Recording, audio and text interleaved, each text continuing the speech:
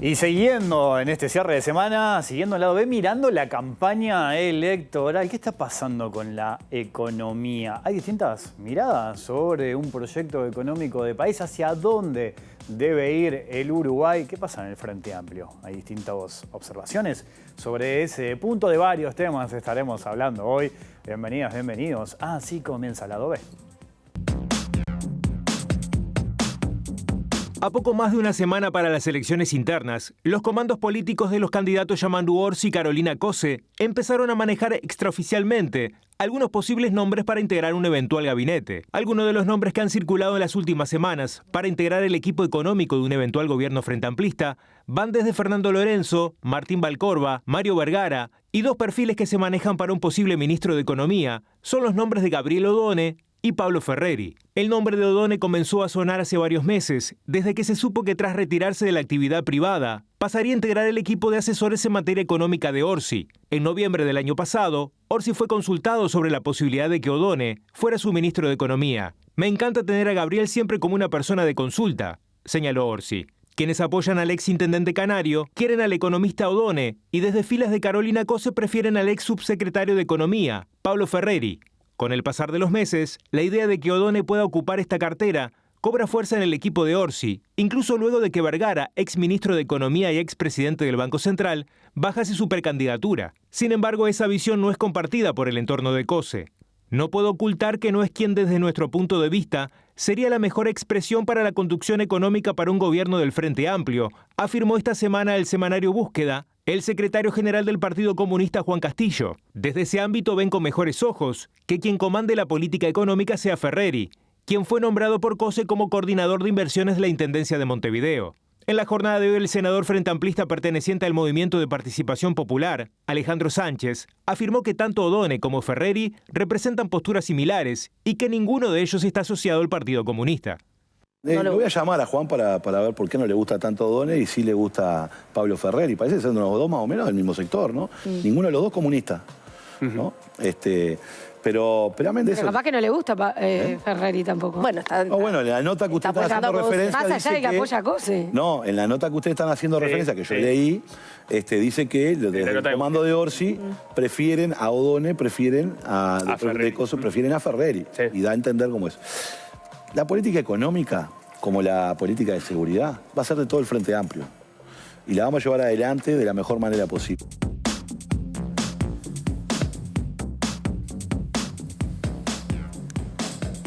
Y uno de los nombres que sonaba ahí en ese tape presentación precisamente era el de Pablo Ferreri, ex subsecretario de Economía, que está acá. Pablo, ¿cómo andas? Bienvenido al lado B. Bueno, muy bien. Yo quiero primero que nada destacar que habíamos pactado esta entrevista bastante antes de esta rara polémica, porque en realidad lo que importa son los problemas de la gente. Nosotros estamos trabajando mucho en la candidatura de Carolina Cose para llevar adelante un gran gobierno a partir del 1 de marzo. Y es por eso que hemos conformado un equipo muy grande de técnicos de primer nivel, que además aportan una renovación generacional importante. Yo estoy muy contento de haber trabajado con aproximadamente 70 personas para elaborar las 100 medidas del Plan País, en 2 entregas que hicimos, una con medidas inmediatas para atender problemas de mejora de la convivencia, reducción de la desigualdad, reducción de la violencia. Y luego sí una segunda entrega que presentamos en Durazno, porque además quisimos hacerlo como homenaje a la gran recepción que ha tenido la candidatura de Carolina en el interior,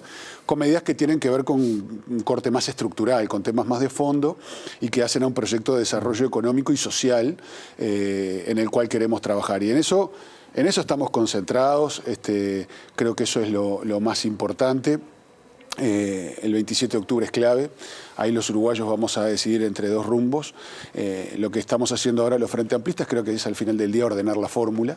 En el caso nuestro creemos que Carolina, por su vasta experiencia en toda la órbita pública, como senadora, intendenta, ministra en un gabinete de Tabaré, que fue una experiencia y una escuela de gobierno enorme que yo también integré, y como presidente de una empresa pública, tiene todo el conocimiento como para hacer un gran gobierno, además de su capacidad de liderazgo y su capacidad de gestión. Estamos hablando de una mujer que hace.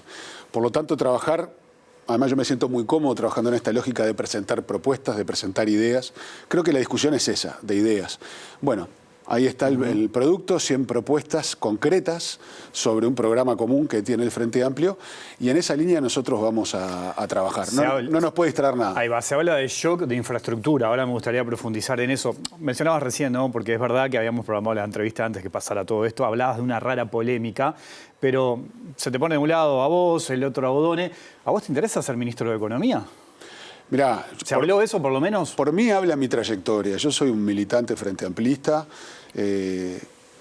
integro un sector político, integro el Frente Amplio, he integrado gobiernos del Frente Amplio, he estado siempre militando, entonces yo estoy al servicio del proyecto político que es el Frente Amplio. Eso determinará que mañana ocupes un cargo o ocupes otro, no lo sé. Yo voy a estar al servicio del proyecto político Frente Amplio, y donde me toque estar, feliz de la vida, cincharé. Eso es lo que he hecho bueno, ya no soy tan joven, en todos mis años de trayectoria política.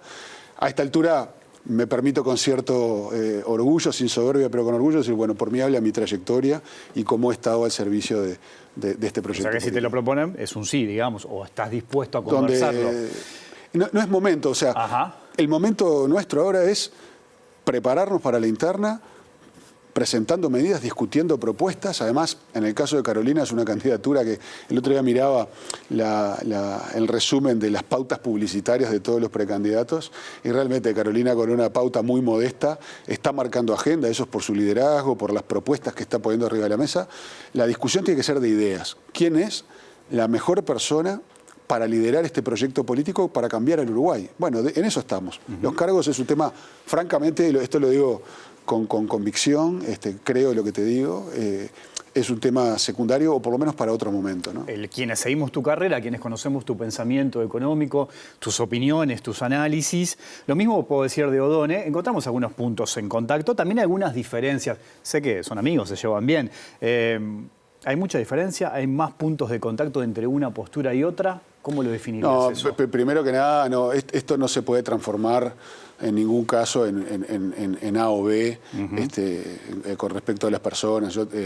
Y además los comentarios, en todo caso, siempre tienen que ser políticos, nunca personales. Yo creo que en el caso de los comentarios de Juan Castillo fueron comentarios políticos, no personales, y eso creo que está muy bien, y es parte del juego de la democracia. O sea, yo a nivel personal tengo mucho afecto por Gabriel, a nivel político tenemos coincidencias, algunas diferencias también.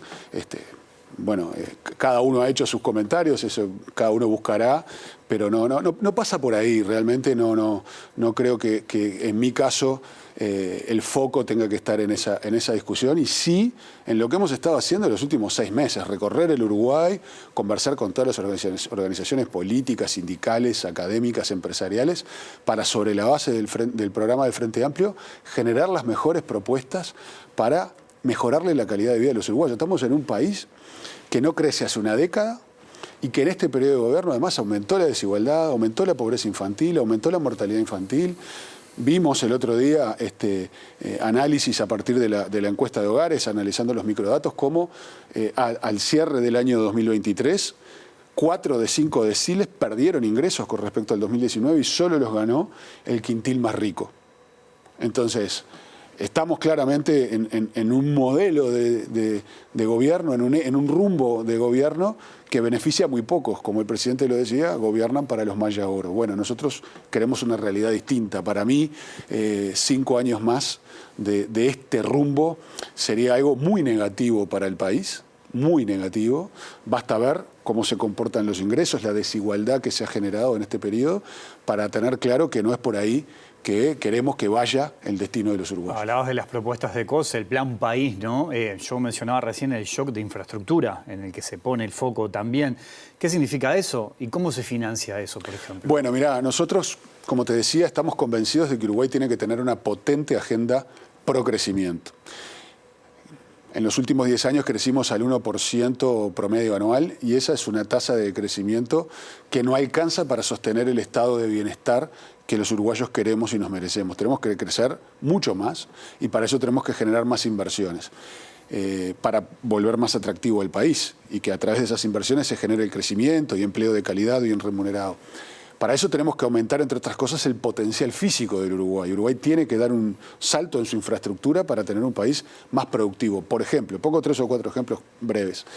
Uruguay tiene que tener una estrategia nacional de riego, generando un mejor acceso al uso del agua con fines productivos, teniendo en cuenta todos los condicionamientos medioambientales que hay que poner, y está muy bien ponerlo, pero Uruguay puede dar un salto en su productividad en el sector agroexportador. Hay que tener en cuenta los diferentes tipos de productores, porque es muy heterogéneo. Tenemos productores pequeños, medianos, grandes, con distinta capacidad de financiar su infraestructura en riego, por lo cual en algunos casos, como en los productores grandes, no habrá que financiarlos, sí orientar la política para que tengan estímulos para hacerlo. Y habrá productores muy pequeños donde no tienen la capacidad de pagar estas obras, por lo cual tendrá que haber inversión pública. Pero el riego es un tema central para el Uruguay agroexportador. Segundo ejemplo, bajar los costos logísticos. Hemos dado pasos importantes en general en los gobiernos del Frente Amplio en avances en materia ferroviaria. La planta UPM2 generó el ferrocarril central, que es como la espina dorsal de una red ferroviaria nacional. Bueno, hay que completar esa red ferroviaria nacional para bajar costos logísticos, volviendo rentables actividades productivas que hoy no lo son por estos costos. Ahí tenés otro capítulo, inversiones en energía, en generación de energía, todo lo que tiene que ver con el hidrógeno verde, los combustibles del futuro. Bueno, ahí tenemos que también dar un salto hacia adelante porque puede haber oportunidades de inversión privada muy fuertes para el Uruguay, pero que precisan un liderazgo y una atracción desde lo público, por ejemplo, a través de nuestras empresas públicas. Entonces, te estoy mencionando algunos casos, logística, riego, energía, telecomunicaciones. En este periodo, Antel ha hecho la plancha, ha naufragado en cuanto a inversiones y tenemos que volver a ponerla como una empresa de punta para poder captar todas las inversiones tecnológicas que Uruguay está en condiciones de captar. Aquí te pongo algunos ejemplos de inversiones necesarias y sería bueno que Uruguay las haga rápido para poder aumentar el piso de su crecimiento potencial de largo plazo. Entonces, por eso estamos hablando de un shock, que no tiene nada tampoco de... Pecamos de serios y de estudiosos, capaz que no de muy originales, porque en el gobierno de Tabaré, que yo integré, hicimos un shock de infraestructuras, por ejemplo, a través de los proyectos de participación público-privada. Este gobierno ha intentado también hacer cosas en infraestructura, o sea, los gobiernos tienen que ir tomando prioridades en esta materia, nosotros queremos hacerlo de manera muy seria, muy pensada, muy planificada. Ahí tocas un punto importante, Pablo, porque cuando hablas de los gobiernos y las intenciones, mismo lo que decías recién de Tabaré, este gobierno, muchas de las obras, de las inversiones, terminan comprometiendo a los próximos gobiernos, ¿no? Dicho de otra manera, los otros gobiernos, los que vienen, son los que terminan pagando los costos de las inversiones que se hacen. ¿Eso no limita este proyecto que estás mencionando, no te ata de manos para poder desarrollarlo? Bueno, este gobierno va a dejar un paquetito bastante interesante de pagos hacia el futuro, ¿no? Nosotros nos estamos imaginando aquí un esquema parecido al que hoy tiene la Corporación Vial del Uruguay, que permite financiar en el largo plazo obras, en este caso viales, como hace la Corporación. Nosotros queremos hacer algún fideicomiso de infraestructura para este otro tipo de obras, que te decía que son muy importantes, no son viales, pero que pueden tener una lógica similar con una condición importante, ¿no? Que pueden apuntalar un crecimiento mayor y ese crecimiento generar recursos para generar el propio repago o por lo menos parte del mismo, ¿no? Creemos, Uruguay tiene que crecer y por supuesto repartir bien ese crecimiento, ¿no? Porque no podemos tener un esquema donde quede gente atrás. No podemos tener una economía como ocurre en este periodo, que crece poco, pero crece, y tenemos cada vez más desigualdad, tenemos cada vez más pobreza infantil. No, eso no es un esquema en el cual nosotros nos sentamos confortables, ni cómo, ni es lo que aspiramos para el Uruguay. Ahora, desde el gobierno se dice que esto que propone el Frente Amplio implica aumento de impuestos. ¿Qué responden ustedes? Este gobierno, los primeros 4 años de gobierno, se pasó hablando del gobierno anterior del Frente Amplio. Y en este último año está hablando de lo que va a ser el Frente Amplio para adelante. Nunca se ha dedicado a gestionar y ocuparse de lo que se tiene que ocupar. Uno mira algunos programas de precandidatos, porque ni siquiera podemos hablar de programas partidarios, porque el único partido que tiene un único programa es el Frente Amplio. Y uno ve ahí propuestas que realmente están prendidas con alfileres, ¿no? Nosotros hicimos 100 medidas, las primeras 50 de corte inmediato, que entendemos que se pueden financiar con redistribución. Estábamos hablando que el primer año tenía un impacto del 0,4% del Producto Bruto Interno y por lo tanto es perfectamente financiable con redistribución y sus ejecuciones. Por otro lado, las medidas que planteamos más de corte estructural, como te decía, hay que jugar mucho, y esto es algo que siempre nos decía Danilo, con la intertemporalidad de las finanzas públicas, es decir, hay que buscar los mecanismos para que el costo financiero y fiscal de estas medidas se reparta a lo largo del tiempo, asegurando la sustentabilidad de las cuentas públicas. Y bueno, en esos esquemas es que estamos pensando. Obviamente hay proyectos donde uno plantea un objetivo a seguir, que seguramente se irán cumpliendo a lo largo de los años y probablemente en más de un periodo de gobierno. Y en esa línea tenés que ir trabajando para ir avanzando sin comprometer la sostenibilidad de las cuentas públicas. No hay proyecto de desarrollo que prospere en el desorden. Y por eso es fundamental tener equilibrio económico, orden macroeconómico y fiscal. Recién lo mencionabas, y es verdad, el Uruguay ha crecido a un 1% promedio anual en los últimos 10 años, más allá de este gobierno. Este gobierno también se ha parado al momento de defender el crecimiento, a decir que le ha tocado situaciones muy complejas, la guerra en Ucrania, la pandemia, la sequía. ¿Cuánto influyó eso desde tu punto de vista en este crecimiento que ha tenido el Uruguay? Bueno, por supuesto que ha influido. Ahora bien, ¿cómo se ha comportado, cómo ha reaccionado Uruguay y las políticas públicas aplicadas frente a estas eventualidades, a estas crisis? Y bueno, yo diría que de manera mediocre. ¿Por qué? Porque cuando comparamos el crecimiento de Uruguay con el crecimiento de otros países de la región, el crecimiento de Uruguay en general es menor. Uruguay creció menos que Colombia, creció menos que Chile, creció menos que Brasil, creció menos que Paraguay, incluso creció un poquito menos que Argentina con todos los problemas que tuvo Argentina. Entonces, claramente aquí hay un cambio también. En los 15 años de gobierno frente a amplistas, la economía uruguaya destacaba en la región. Bueno, ahora estamos por debajo de la media. Pasamos a ser un alumno mediocre de la clase y eso también demuestra la eficiencia y la eficacia de las políticas públicas desplegadas. El gobierno ha destacado también los niveles de inflación, los más bajos de los últimos 18 años, y también la apunta del Frente Amplio. Dice que el Frente Amplio en 15 años de gobierno no logró alcanzar estos niveles. ¿Cómo lo ves? Yo creo que es una buena noticia que la inflación baje, eso es algo deseable, genera más previsibilidad a los agentes económicos. Ahora hay que ver cuál es la contracara, y la contracara de esa baja inflación es el atraso cambiario más importante de los últimos 25 años. Y ahí Uruguay tiene un enorme problema y donde el gobierno tiene una cuota aparte de responsabilidad. Obviamente no podemos poner el tipo de cambio a donde quisiésemos, no existe eso, no hay una varita mágica, pero este gobierno ha tenido una enorme pasividad con respecto al tema, ha sido prescindente. Por poner un ejemplo, desde agosto del 2021, el Banco Central no interviene en el mercado de cambios, cuando podría hacer intervenciones puntuales para moderar esos saltos bruscos o esa evolución que se ha dado, o por ejemplo lo que ha sido la tasa de política monetaria, con tasas en su momento muy altas pretendiendo bajar la inflación, pero haciendo que mucha gente se deshiciera de los dólares para colocar en pesos, lo cual contribuía al atraso cambiario. Entonces, no estoy diciendo que toda la responsabilidad sea del gobierno, pero sí que ha tenido una actitud prescindente y que no es una buena cosa. El atraso cambiario más grande de los últimos 25 años afecta a todo el sector exportador uruguayo. Y si bien en el corto plazo es algo que puede dar la sensación de que los ingresos de los trabajadores rinden más, efectivamente ocurre así, pero en el mediano y largo plazo, un atraso cambiario tan fuerte y tan prolongado en el tiempo termina destruyendo la competitividad del sector exportador y por lo tanto los empleos asociados a todos estos sectores. Pero no solo el sector exportador. Hoy quien produce en Uruguay y tiene que competir con productos importados se ve en una importante desventaja competitiva también. Todo el sector turístico que exporta servicios.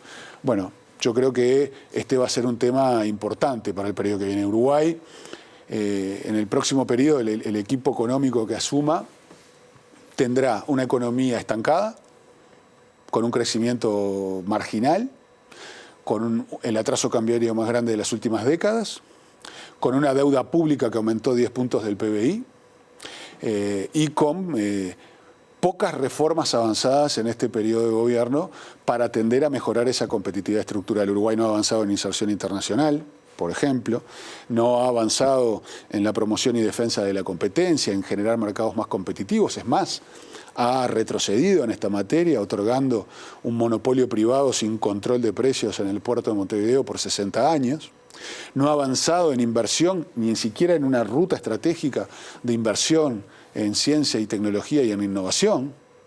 Es decir, hay muchos aspectos en los cuales Uruguay no ha dado los pasos que tenía que dar, no para mejorar todo un día para el otro, nadie pretende eso, pero sí no ha avanzado en un camino que uno pudiera decir, bueno, estamos en la senda correcta para aumentar el crecimiento potencial de largo plazo y además que ese crecimiento se distribuya de la mejor manera entre todos los integrantes de la sociedad. A mí no me sirve un equipo económico que diga, como dijo este equipo económico, como dijo esta ministra, al final de este periodo me tienen que juzgar por la inflación y por el déficit fiscal.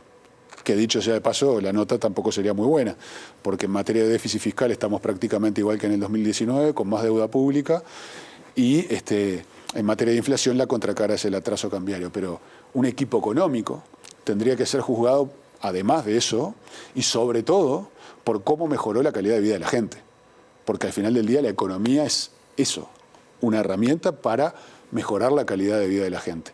Cuando vemos que el 80% en el 2023, 4 años de gobierno, perdió ingresos y solo el 20% más rico los mejoró, se aumenta la desigualdad, se aumenta la pobreza infantil, bueno, la nota del equipo económico tiene que ser mala. Estos son los problemas de la gente. Cuando hablamos de política económica, cuando hablamos de crecimiento, ¿no? De que se busca el crecimiento de una economía, necesariamente hay que mirar la política internacional, va de la mano de las inversiones. Este gobierno ha hablado mucho del TLC con China, de tratar de explotar otros mercados, de flexibilizar el Mercosur, ¿no? Lo ha dicho el presidente en más de una ocasión.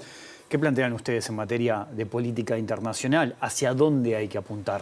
Bueno, primero hablar bastante menos y tratar de concretar bastante más. Este gobierno habló de muchas cosas, no concretó nada. Nada. En materia de inserción internacional yo creo que Uruguay no avanzó un solo milímetro y por el contrario deterioró el relacionamiento con sus socios del Mercosur. En algunos casos fue muy evidente cómo las salidas de tono del presidente terminaron generando ruidos importantes en el Mercosur. Un Mercosur que a esta altura, incluso conversando con los actores del sector privado, nadie duda de que Uruguay tiene que seguir colocando sus productos de la mejor manera en la región. Es importantísimo porque las exportaciones al Mercosur son las que tienen más valor agregado, son los productos más industrializados y es a donde Uruguay puede engancharse en cadenas de valor. Entonces, con una pata importante en el Mercosur, Uruguay tiene que ver de qué manera puede maniobrar para insertarse en el mundo. En un mundo que, también hay que decirlo claramente, no es el más afín hoy día a la firma de acuerdos de libre comercio, ¿no? O sea, aquel mundo abierto y donde se generaron múltiples acuerdos no es el mundo en el cual estamos viviendo hoy. Hoy tenemos un mundo cada vez más cerrado, cada vez las economías centrales son más proteccionistas y por lo tanto yo creo que va a ser un escenario árido para el Uruguay en esta materia, más allá de lo que el país quiera hacer. Por eso es importante la región y es también importante las acciones unilaterales que el país puede hacer para abrir su economía. Digo acciones unilaterales y pienso, por ejemplo, en la reducción de costos a las empresas uruguayas, a los exportadores. Como te decía, en este periodo con el monopolio de puertos no solo no se avanzó, sino que se retrocedió en esa materia. Pero hay muchas cosas en las cuales nosotros podríamos hacerle la vida más fácil, más sencilla al sector exportador, promoviendo mejor a en el mundo.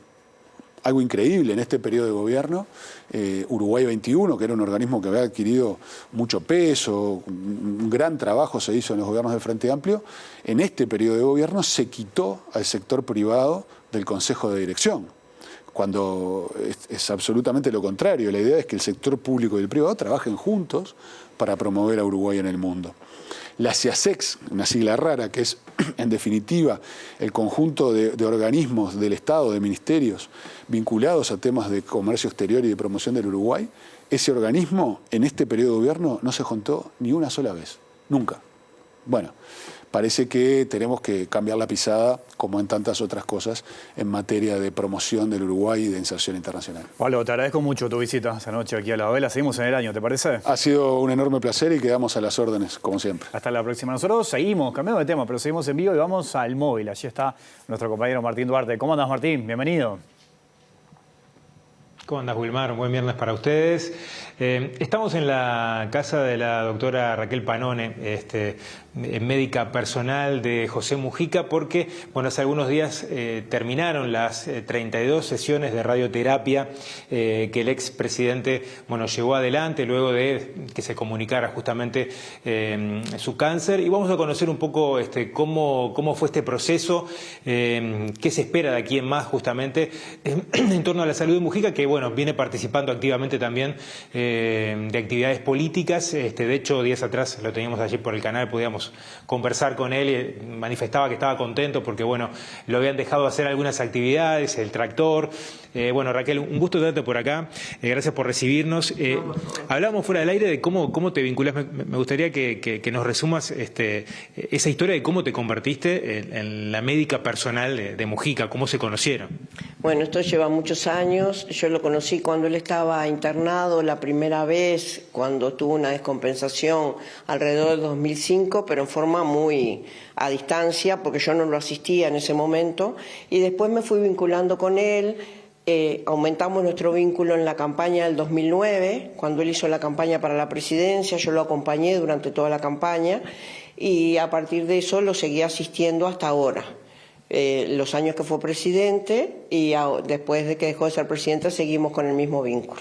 Vos me decías que tenés una aliada importante a la hora del tratamiento, de las recomendaciones, que es Lucía. Sin duda que es la mejor aliada, porque ella es quien más lo conoce, quien está más cerca de él y por supuesto que es quien más me ayuda a lograr cuidarlo y controlarlo.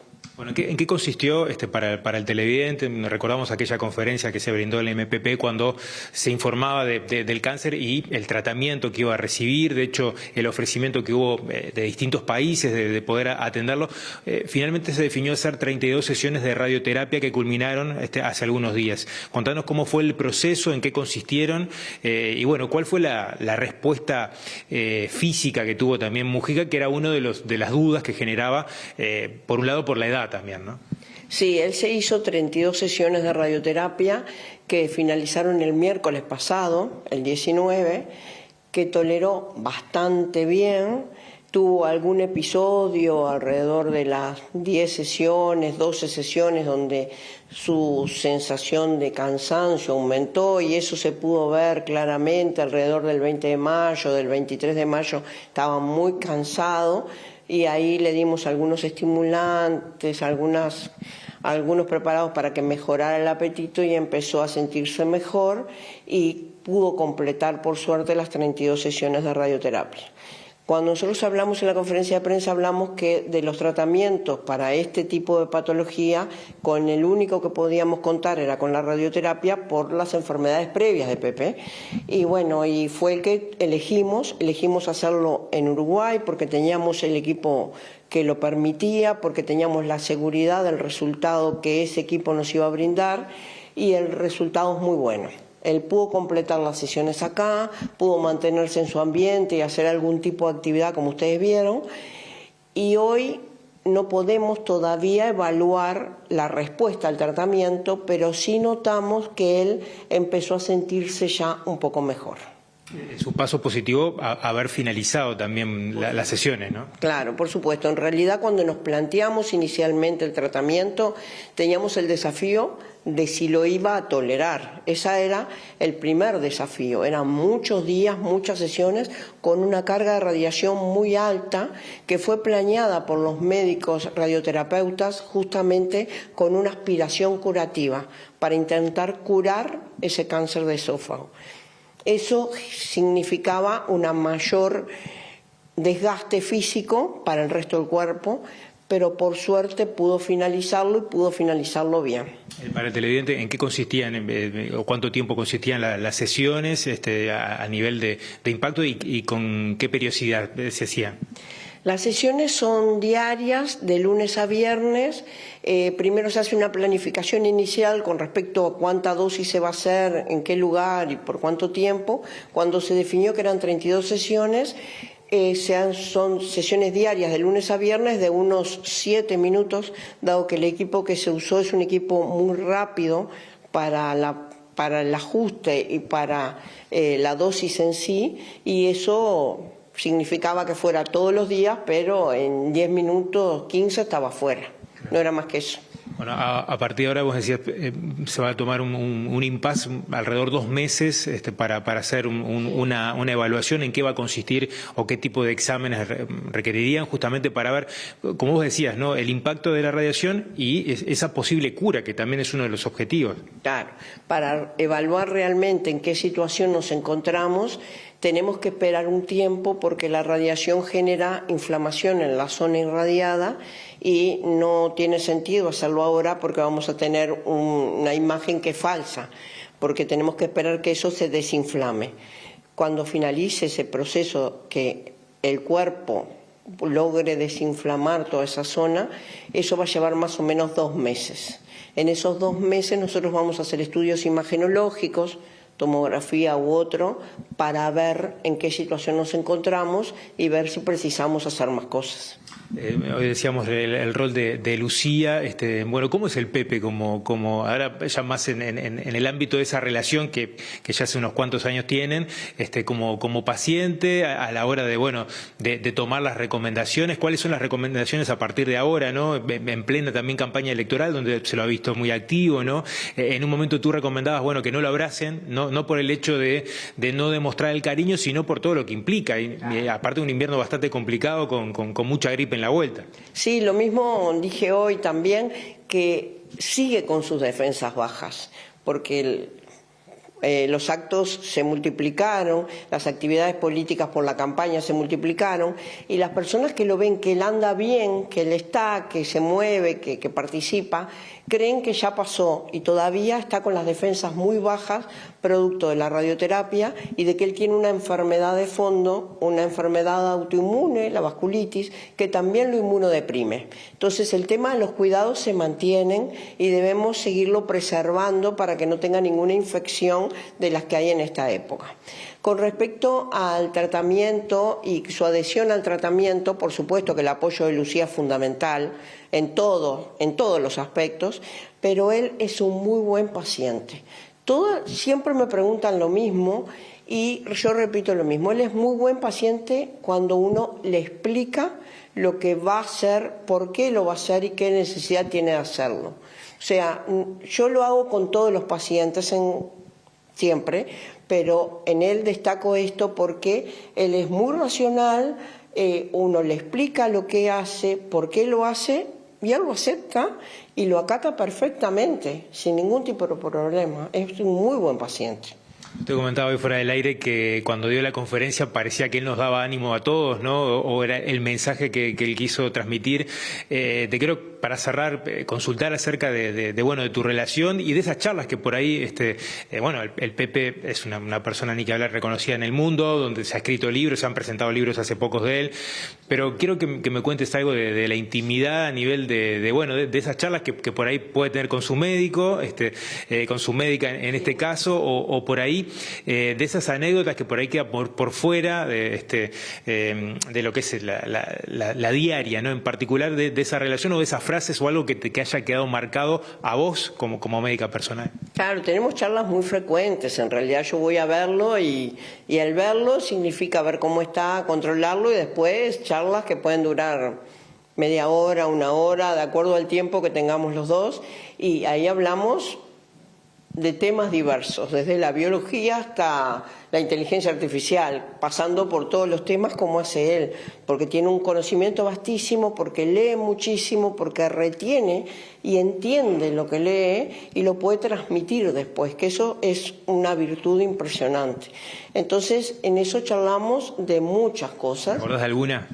¿Alguna que te haya marcado por algo particular?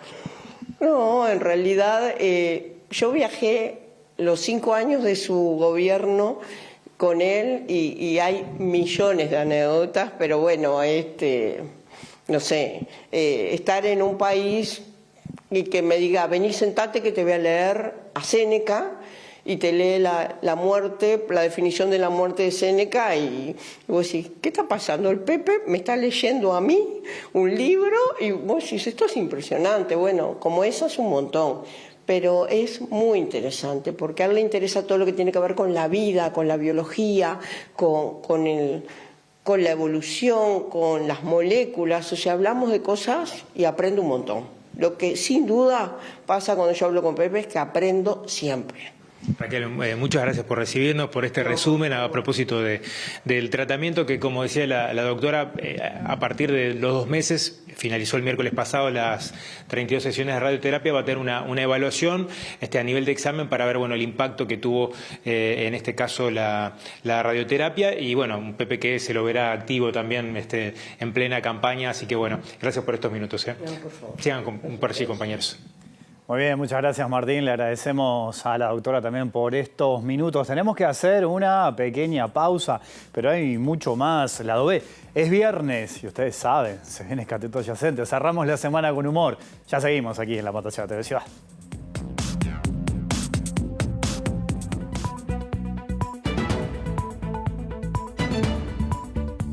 Bienvenidos y bienvenidas a Cateto Adyacente en Lado B, buscando el ángulo de la información. Es el primer programa que cumple 100% con la ley de medios. Los ciudadanos tienen derecho a recibir una comunicación política de manera completa, imparcial, seria, rigurosa, plural y equilibrada. Y acá estamos cerrando la semana, como todos los viernes, con Cateto Adyacente de la mano de Mario Posbe y elección interna, se pueden imaginar, no podemos hablar de otra cosa. ¿Cómo anda, Mario? ¿Anda bien? Buenas noches, Wilmar. Muchas gracias por esta presentación y por la invitación y un saludo a la audiencia. Veo que tiene carpeta. Sí, Apa, me llegó la carpeta, esto está hablando de lo que está generando Cateto Adyacente. Llegó el carpetazo. Y llegó el carpetazo, claro que sí. Pero vayamos a las elecciones internas. Elección interna. Antes quiero decir, el otro día cometí, porque ya me llamaron, sí. Los profes me llamaron a pedirme disculpas, pero ahora me llamaron los de la Ruta 5 para decirme que no llega a Villa Unión. Eso le voy a contestar otro día, pero no hoy. Pero usted cuando le estaba respondiendo a los profesores de matemática, que agradezco todo lo que me escribieron por Instagram, también pidiendo disculpas, yo se las traslado después de usted. Muchísimas gracias. Pero está el temita de la Ruta 5 de Villa Unión. Ahora, claro, pero no, lo que pasa es que se llega a Villa Unión, no es el final, no es el destino. Claro. Pero vos para llegar a Villa Unión podés ir por ahí. No voy a hablar de eso. Elecciones internas. Ahí está. Pero, Wilmar, tú sabes muy bien que, y como lo dice la presentación de este programa, es el primer programa que cumple rigurosamente con la ley de medios de este país. Y dentro de la ley de medios, una de las cosas que dice, que lo tengo en mi propia carpeta, dice: los ciudadanos tienen derecho a recibir una comunicación política completa, una información completa. Información completa.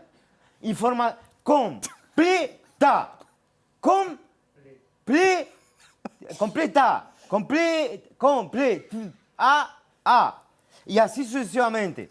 Entonces. Un beso grande a la compañera de señas que siempre disfruta mucho este momento cada vez que usted lo hace. Pero bueno, lo que pasa es que la gente no lo entiende, sino parece que se lo tengo que deletrear para que lo pueda entender.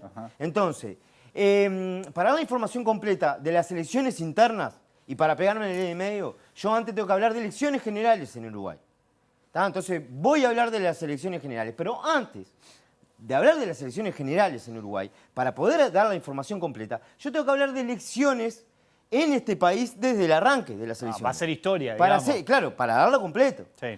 Pero antes de eso, yo tengo que hablar, para dar la información completa y cumplir con la ley de medios, tengo que hablar de la democracia. Entonces, y que es importante hablar de la democracia, pero si voy a hablar de democracia, yo tengo que hablar de Grecia. Y para darlo completo, yo quiero dar la información completa, cumplir con la ley de medios, tengo que hablar de Grecia y del arranque de la democracia. Pero para hablar del comienzo de la democracia, yo tengo que hablar de cómo el ser humano empieza a organizarse en sociedad. Entonces, y voy a hablar de cómo necesita el hombre. Pero para hablar de cómo se organiza el hombre de sociedad, yo tengo que empezar a hablar de cuándo comienza y cómo comienza el ser humano en esta tierra.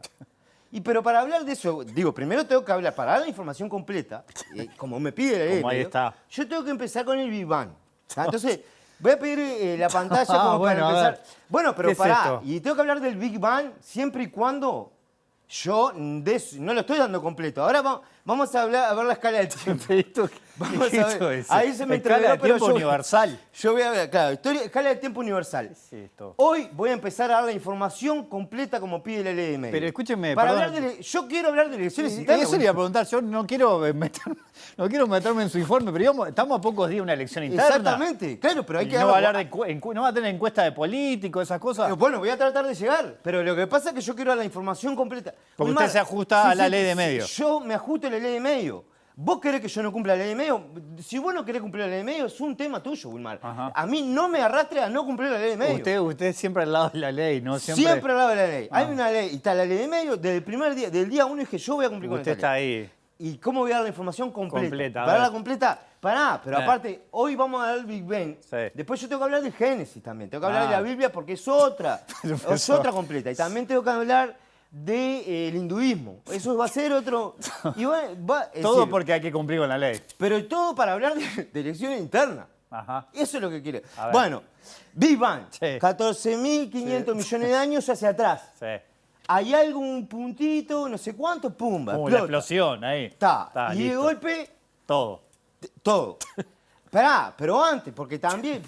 Porque tenemos que hablar de la cosmología cíclica conforme también, porque ahora parece, según Penrose, que no arranca en que este Big Bang viene de otro Big Bang anterior. Hubo uno antes, ¿verdad? Y no uno antes, muchos antes. Entonces, ahora no lo tengo, pero yo ya no voy a dar completa la información. No se ponga mal, porque está bien el trabajo que hizo.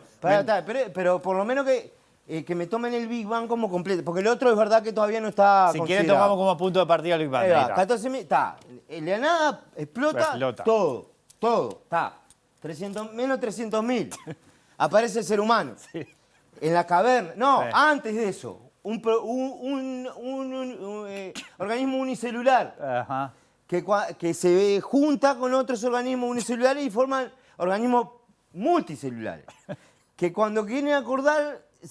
Está el ser humano, pero está la ballena. ¿Cómo sabe usted esto? Por eso. Lo que pasa es que entonces, se mezclan la citosis. Y entonces crece la ballena, los otros animales salen del agua y se van para la caverna. En la caverna, el fuego, la rueda, el ser humano, llega 10.000. Aparece la agricultura. Acá lo marcó. Ahí está la agricultura. Ahí está. Lo que pasa es que eran muy grandes las letritas. Estoy leyendo cosas que... Aparece el ser humano. Después, en menos de 10.000 años, la agricultura. Entonces empieza el ser humano que andaba de arriba para abajo en la cueva, se quedaba sin nada, salía a buscar comida, volvía y después dice, en una tiran las obras, ven que crecen las cosas y empiezan a... Es decir, creamos la agricultura. Ahí está. Les aparece. Y entonces, cuando aparece la agricultura, en vez de irse, ¿para qué se van a ir si les crecen ahí las cosas? Claro, entonces se quedan en la vuelta.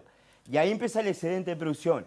Y ahí empieza las ciudades y las sociedades como las conocemos, no hoy, porque aparece Grecia. Claro. Grecia, que pin que pan, y que se empiezan a discutir y dice, vos, si hacemos la democracia, no sé qué. Así como quien no quiere la cosa. Cuando quiere, votamos que esto, que lo otro, que vos por qué me decís esto. Bueno, pedí la palabra, bueno, vamos a votar. Y dije, mirá que a mí me apoyan tanto, a ver cuánto te apoyan a vos. Y ahí aparece la democracia. Ahí tenemos un mojón. Que ahí usted lo marca muy bien acá, ¿no?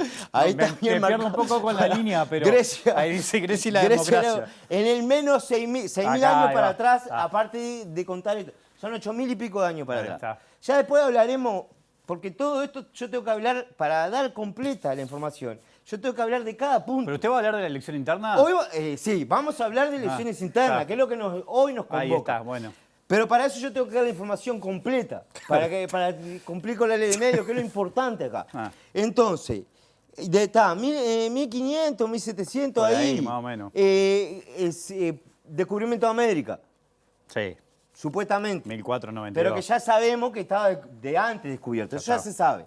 La nueva idea, que no sé qué, no sé cuánto, está 1987, el 8 contra 11. ¿Pero qué tiene que ver el clásico del 8 contra 11 que terminó con pobre Marcarián. No. ¿Qué tiene que ver esto? Yo sé que no tiene que ver, pero para mí me parece significativo. Pero usted lo marca la línea de tiempo del Big Bang, de la agricultura, mete el 8 contra 11. Nada más que 8 futbolistas le ganan a 11. Mirá cómo festejan los hinchas de Peñarol que hay acá a la vuelta. No, yo no quiero entrar en esto. Era un clásico amistoso. Yo estoy marcando mojones importantes en la historia del universo nada más. Ay, y me parece que solo 8 seres humanos ganándole a 11. Pero bueno, lo ponen la si misma, eso, si eso no es importante. Que todo esto que está Sí, bueno. porque cruzar un océano en barco, no sé, pero jugar 8 contra 11 y ganarlo de atrás, me parece, no me acuerdo. Los mayas están como locos. Y entonces, me olvidaba, en 1830, antes de 1987, Bueno, sí. arranca el Uruguay. Y sí. Que es un momento importante. Es decir, tenemos que decir que es importante. ¿Qué le parece? Bueno, ¿Qué le parece? Empezaban a arrancar. Uruguay no arranca Uruguay. Arranca no Argentina y no Brasil, que eso es lo importante de esto. Bueno, está bien. Es decir, no hay nada. Uruguay no es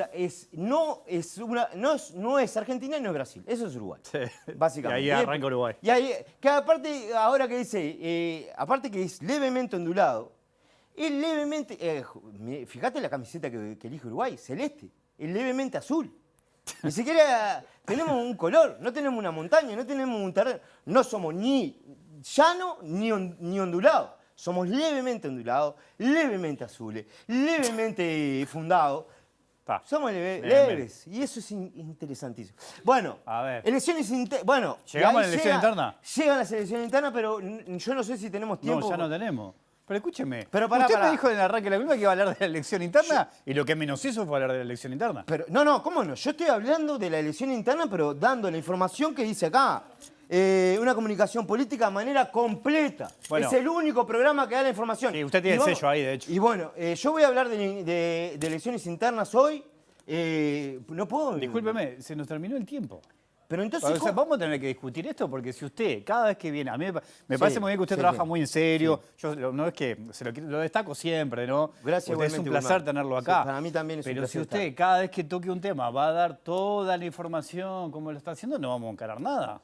Wilmar, yo no estoy eligiendo esto, Wilmar, yo solo me apego a las leyes. Si apegarme a las leyes hace que yo no pueda dar la información, no puedo ser responsable de eso, Wilmar. Yo vengo acá con todo mi conocimiento, con toda mi investigación. Yo tengo acá los ganadores. ¿Cómo con los ganadores? Tengo encuestas. Y yo no puedo, y soy yo el culpable, no podemos ir media hora más para dar la información completa. Bueno, si quiere, ¿Cómo mire, hace un periodista de investigación para dar la información completa si no se lo permite? Pero al final los canales no me permiten dar la información. No, usted acá hay una persecución contra... acá no se quiere cumplir con la ley de medios. No lo estamos censurando. ¿Sabe bueno, qué? De alguna manera. ¿Y cómo hago para darla completa? Vamos a tener que hablar con dirección para que le den un programa propio a esta altura, ¿no? No, propio a mí no. No, hermano, bajo ningún concepto. Yo no puedo tener un programa. No puedo tener un programa propio. Porque a los 2 minutos ya se choca ese programa, ¿eh? Sí, es decir, yo soy bueno chocándole los programas. Usted bueno hundiendo a los demás. Hundiendo a los demás. Bueno, entonces... yo el mío no lo mantengo a flote. No, le agradezco. Pero pará, hablemos en serio. Sí. ¿Cómo hacemos para hacer que los ciudadanos tienen derecho a recibir una comunicación política de manera completa? Si yo cuando la voy a dar de manera completa... Está muy bien. No puedo dar. Lo voy a pensar el fin de semana. Le agradezco mucho este gesto que acaba de tener usted, porque usted me está mostrando fidelidad. Usted quiere quedarse acá al lado B. Claro no quiere sí. un programa propio. Usted Bajo quiere arruinar este. No es que quiera arruinar, es que si no tengo que trabajar, hacer como cosas serias, cosas así. Hablar con la gente y eso. Claro. Y aparte porque ese es su rincón, yo ya se lo dije Este es mi rincón. Ese es su rincón. Y yo qué más contento puedo estar que estar acá, hermano. Es una tranca. Tengo 9 menos 5. O tampoco lo diga así, ¿no? Porque es como que llego no quiere laburar. No, ¿cómo no voy a creer? Y si traje toda la información. Sí, no, lo trajo. Interna. Escúcheme, la semana que viene es la semana previa a la elección. Sí. ¿Sabe que vamos a hablar de elección interna? Toda la semana. Sí, toda la semana. Ojalá. Yo vine a hablar de elección interna hoy. Lo espero el lunes. Y después vamos a hablar del temita del 8 contra 11, si le parece. ¿Ah? No, si no te parece importante a vos... Bueno, hay cosas ahí. No, yo no digo que es lo más importante. Nos vamos. Pero para mí es un Nos vamos, volvemos el lunes. Yo no soy de ningún cuadro. ¿Usted no es de ningún cuadro? No, yo voy a hablar después de alguna gesta de Nacional. Ajá. ¿Cuál puede...?